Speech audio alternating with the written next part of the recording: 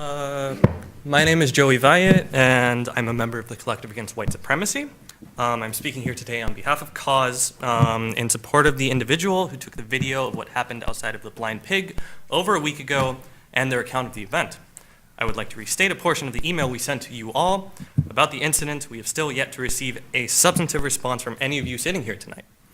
An officer of the Ann Arbor Police Department entered a physical conflict where a white man was pinning a black man to the ground, and the officer essentially continued the assault by taking over for the white man by keeping the black man on the ground. Officers proceeded to handcuff the black men in the area while the white participants remained free. This treatment of the black community members by AAPD is racist, violent, and unacceptable. Interim Police Chief Fannis' email response offered little. According to Interim Chief Fannis, a 911 call and an excited bystander were taken wholly at their word by police over the accounts of others and in the face of violent assault on a black man taking place in front of the police.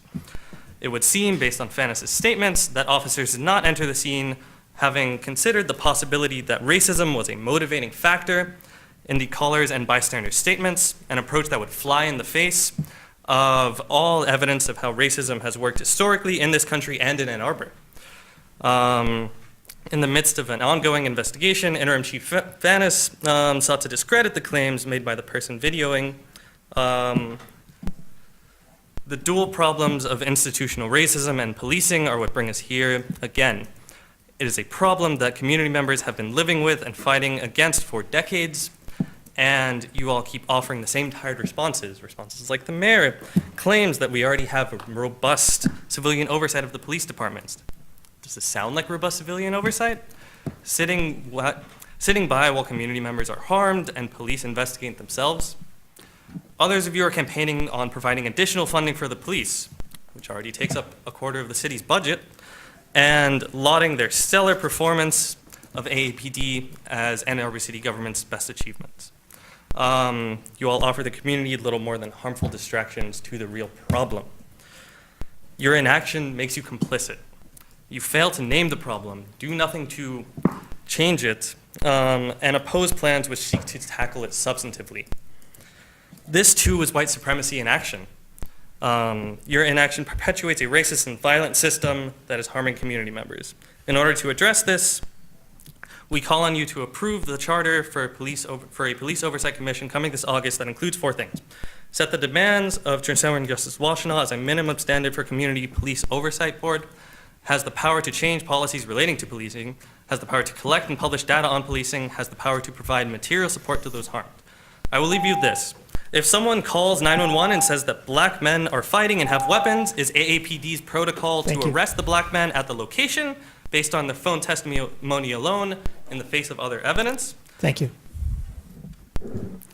Your collective silence doesn't cover up what the video shows, that an AAPD officer took over the violent attack of a black man from a drunk white person simply because someone from 911 called from a club. Thank you.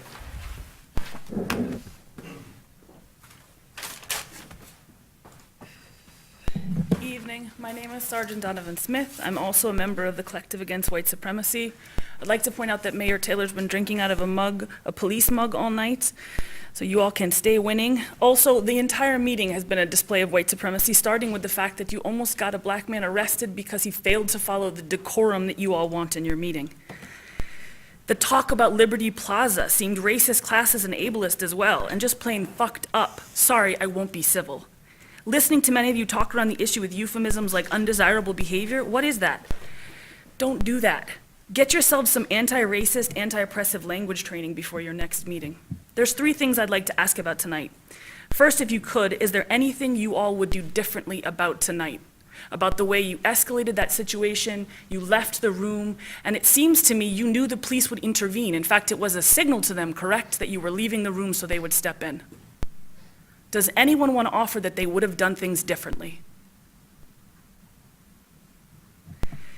Because letting police intervene because of a disruption in the decorum of your meeting is fucked up and it's racist. A black man almost got arrested in your meeting and you all made no attempt to de-escalate the situation, and you continued with your meeting. Second, show of hands, how many of you took the time to watch the video of the Blind Pig incident? How many of you followed up in any way with community members, community organizations, the city administrator, the police, anything? So you followed up, but you didn't watch the video? How does that work? How did you follow up without watching the video? So 4 or 5 of you watched the video, and about half of you followed up. And the rest of you, did you even know it happened? Did the mayor, did the city administrator, the chief of police reach out to people? You didn't know this happened? You have nothing to say? You spoke at length about nothing anyone cares about all night. You all can eat time like it's your job, and you have nothing to say now? You don't care about racist harm against residents of Ann Arbor? The last thing I'd like to ask about tonight, I already know that Mayor Taylor does not support an independent oversight board for police in Ann Arbor. Do any of you support an independent police oversight commission that would have subpoena power, that would be without police, that would be well-funded and transparent and representative? Do any of you support that? That's 3 of you. Well, it's good to know because the task force seems to think that they're going to bring a robust proposal to city council and get it passed. So 3 of you support it. Why the fuck did you set up a task force if you don't actually support a commission? What madness is this? And by the way, there's new reporting on SUVs. It's SUVs killing people. It's not how the roads are built, it's SUVs. It's bigger cars that run faster. They hit people at a different place. There's a ton of reporting about it. It's because white people want to drive SUVs. Thank you. My name is Tom Weeder, and regarding the language for the ballot proposal, I wouldn't vote for that ballot proposal if I could, because I don't think that sort of thing belongs in the charter. It would be better for the council to decide about the disposition of that property. Having said that, I think the explanatory language that you propose or you've agreed to put on this is absolutely outrageous. This proposal is very simple. The proponents feel this property should be held by the city and developed as a park as opposed to other use. It does not need a further explanation. What you are doing, you are attaching to this proposal campaign literature for those who oppose this ballot proposal. Do your campaign. Don't take the campaign against this and put it into the ballot proposal. That's not appropriate. The people who support this, this isn't for them, do they like core spaces or not? They don't want any development there. We can argue about that and do it in a campaign. Don't put your campaign on the ballot. That's what you're doing. Now, one of the things is, it is not an honest presentation. You say, if this proposal closes, what if it doesn't? What if core spaces can't go forward? What if the suit against the city to invalidate the contract on the basis it was never approved by 8 votes, what if that's successful? So you're going to have a ballot proposal that talks about all these things that will happen from the core spaces proposal, which is then dead. And some of this, it says 50% of the proceeds will go to the City of Ann Arbor's Affordable Housing Fund. Only if the council sitting here at the time that money comes in chooses to vote that way. Do you all assume you will be here then? Because you can't bind a council when that money comes in to give it to affordable housing or to pay off the money for the wide lot. And here's one more thing. The provision in that contract, which may or may not be upheld, says that if Core Spaces doesn't complete this at a certain time, the city can buy it back. And the city could spend whatever the market value is then and take it back and do whatever it wants with it. You could put a city facility there, put no money into affordable housing. The notion that you can tell the public this is what is going to happen to that money is false. You don't know what will happen to that money because you don't know if any of you will be sitting here to make the decision when it happens. This is not a factual, fair, and honest presentation of the circumstances of this ballot proposal. And I certainly hope, and I have a good suspicion, that this will not be allowed. But as someone who used to be proud to say he was an Ann Arbor Democrat, I am appalled to see the dishonesty of this and attempt to manipulate the electoral process to suit the wishes of the current council's policies. Thank you. Thank you.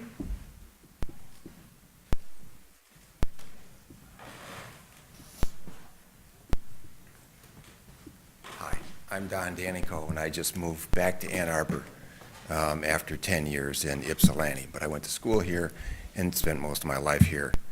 And I didn't really intend to say anything tonight, but that gentleman is absolutely correct. That's all I have to say. Thank you.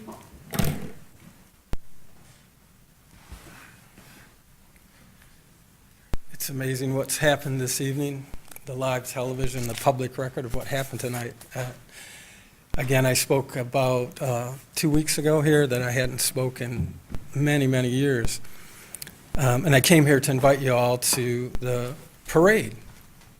But the biggest thing that happened this evening was the absurdity or surrealism of y'all talking about voter input and citizen input and that, and you're amending one of the fundamental things, the ability to petition the government. Petition, and you're changing the language of that. And so the idea of balancing the lack of journalism and that as an excuse to do what you're doing is, that was repeated by 4 or 5 of you, the lack of coverage or the lack of journalism. So I just wanted to note that you suspended twice 2 things today, a rule to allow alternative thing, which was a great thing, but literally you also suspended the public's ability to petition the government. What number would it take, that 5,000 representatives that spent their time and effort misrepresenting themselves or representing themselves, for you to take their initiative and change the name of it, change the course of it? It's absurd. I was inviting a comedian to come tonight because the last time I was here, I figured, oh, you need a little levity. So I was going to book a comedian for 3 minutes to make you laugh. So I came up with a joke that tonight, 5 of you became monarchs. The rest of you have graduated from pupa to expose yourself as gypsy moths. And you're chewing on the leaves of that tree behind you, but you will not affect the root of that tree. But it's very close to doing that by, again, amending a petition by 5,000 representatives of the 100,000 people that you claim live in this city. Stop doing that. I mean, collaborate, not change their opinion or their path with your language. It's their language. So that's all. I appreciate it. Come to the parade. Have a good time. Express your opinion and your free speech. And always petition when necessary. Thank you. Thank you. Is there anyone else who'd like to speak at public comment?